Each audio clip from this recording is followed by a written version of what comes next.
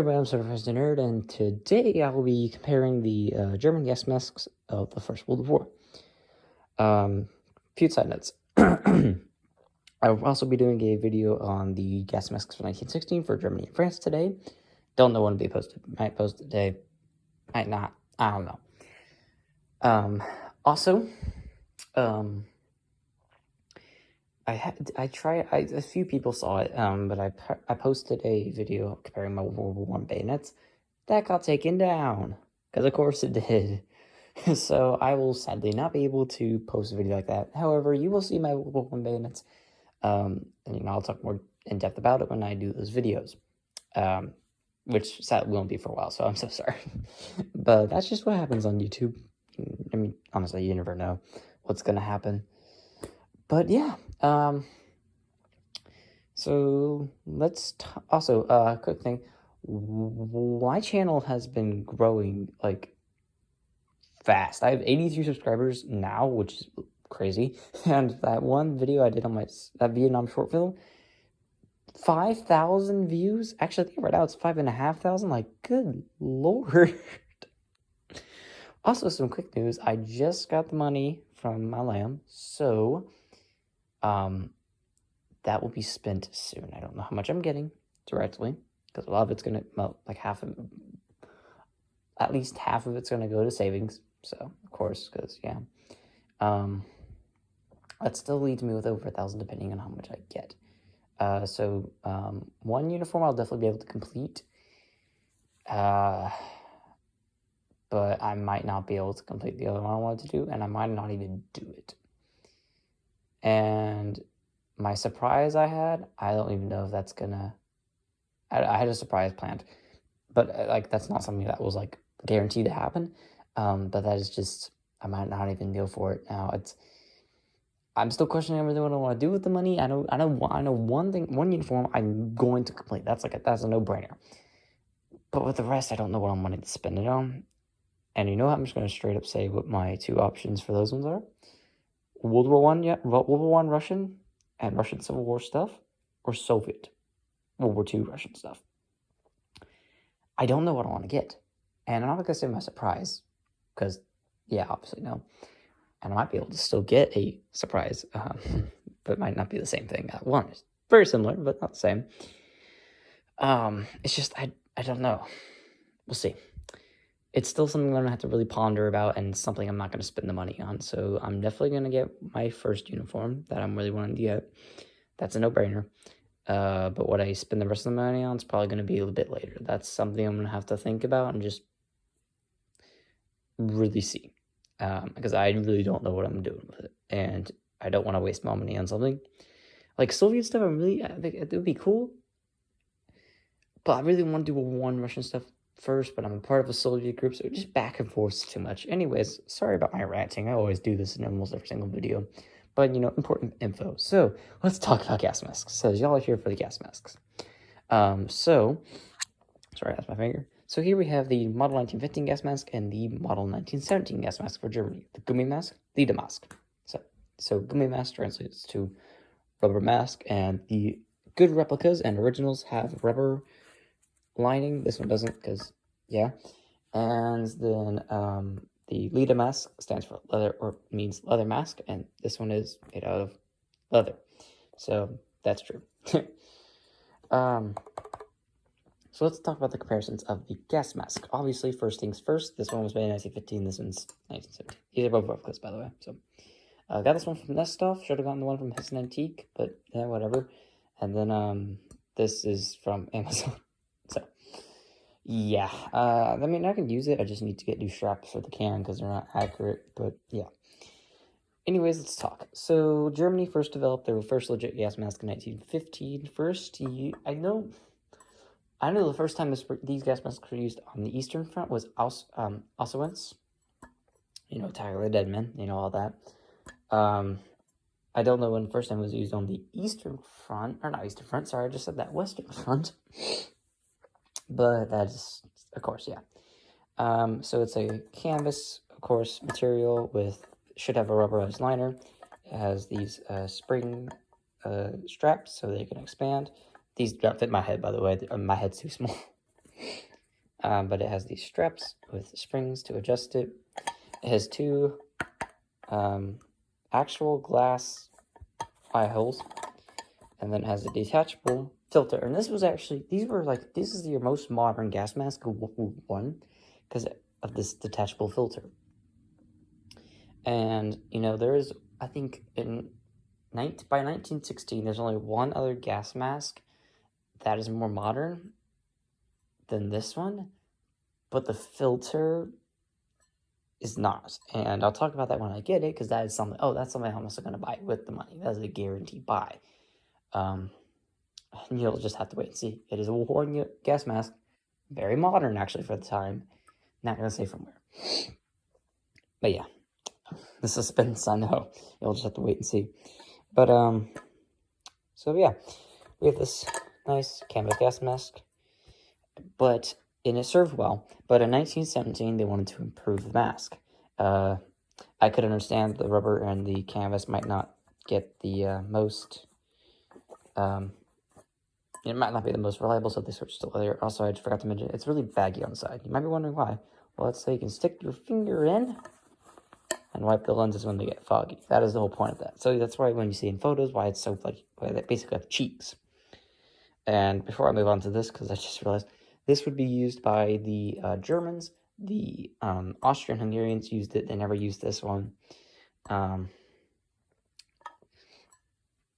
I believe Bulgaria also would have used Bulgaria also would have used the 1915 gas mask. I don't know about the Ottomans. I don't think the Ottomans ever really faced gas, so no need for this. The Germans, however, wanted to modernize on their gas masks, so they switched theirs to leather, which is definitely a lot more durable material. This string is for support purposes, and that's what this hook on the filter is for. This is just normal twine. You'll see this a lot, and you can do this yourself. It's a really good DIY thing. Also, I do need to actually cut these flaps. They're way too long, but that's something I'm probably not going to do for a very long time. It has basically the exact same strap system for attaching to the head, just a little different. Still has the springs and everything. Both of these gas masks have straps to go around your neck. This one has these, they both have canvas straps. This one is the same, tan canvas. This one's an olive green canvas, however. So, yeah. The eyelids, the eyes are actually not glass. They are now a, plastic-like material with, metal spider eyes, if I remember correctly, that's what they're called, for support purposes. So basically, your eyepupil goes there. Your eye goes right here. Let me tell you, this is actually a pretty terrifying gas mask. The spider eye really is what sets it home as a terrifying gas mask. It's so iconic as well. I think the World War II German ones also had spider eyes, but I can't remember. Of course, it has a detachable magazine. Jesus Christ. Canister. A detachable filter. There we go. But it's a very improved filter from the 1915. So it's a two-piece thing. So just this one piece. But what's so great about having a detachable, almost a magazine again, filter is you don't have to get rid of the mask. For the British P helmet and the M2 gas mask, which I've talked about before, once the gas mask is gone, once all the stuff is gone, you can't use it again. Actually, no, I think the P helmet, no, because that had a legit filter. So I don't know if that one had to be thrown away, but I think it did. Because it wasn't detachable. But this one's detachable, so when the filter runs out, you just get a new filter. You don't have to get a new gas mask. So yeah, inside of the mask, virtually the same for both. I mean, they're not all that different. They're pretty similar gas masks. But yeah. And though these are not tight fits, so these don't work. I mean, the filter is not even working, so yeah. Moving on to how they were carried, though. So typically, later on in the war, you just have it slung around your neck for easy access. However, when the M15s were first issued, they were issued with this gas mask bag. So the bag has these loops that you would use to attach to the belt. So yeah, you'll see plenty of photos of that. Has a top closing strap. This is a canvas bag, by the way. Shuts. And then right in here, you put the mask in this section, and then you put the filter in this part. Although I think you could actually end up shoving this in just here. I have tried, doesn't fit the best, although I think you could actually just put the whole mask in here and have a spare filter here. I don't know about that, but yeah, it fits better when I detach the filter and put it in the pouch. Good God, my words are all jumbled today. Put it in the pouch and then have the mask in here. But yeah, but it's cool that there's this own little, thing for it. However, this had to change. The M15 gas mask bag just wasn't cutting it anymore. It didn't protect the mask that well. It was canvas, so it wasn't the best protection.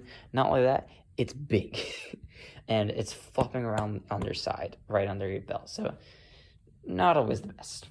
It's also, because of it being attached to the belt, it's just in a weird spot. So in 1916, they actually did make a canister for this gas mask that I don't have. Basically, it's this, but this part would be skinnier, and then it got fatter as it went up, and that was so basically the filter goes in, and then since this is a bit poofier on the sides, that would fit in more perfectly.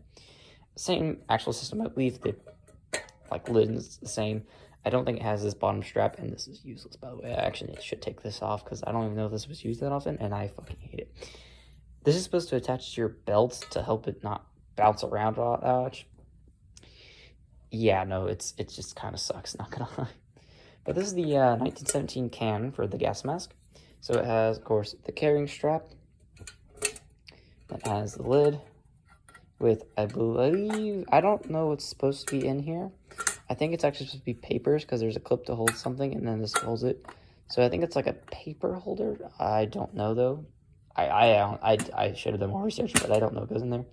But it's a simple clip system where it just goes down and... Oh my gosh. Actually work. Can this thing just shut? Sorry, hold on.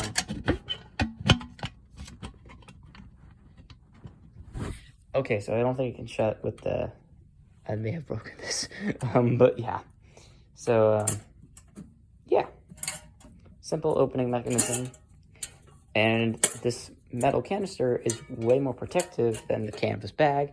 Not only that, it's smaller and can be placed really wherever where you want on your body, so it just is easier to access. So yeah, that's basically about it. The German gas masks, very advanced for the time. The only exception is the one I will hopefully be getting soon. It's not a country you expect, and this isn't a really popular gas mask. It's not very well known. However, there was 6,000, I believe, produced and used.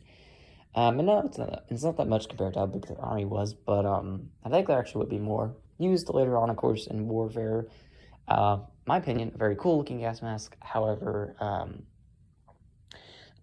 it's great for the country, but there's some issues with it, and I'll talk about it when I get it. And yeah, but anyways, that's about it for this. So I'm going to go do another video about gas masks.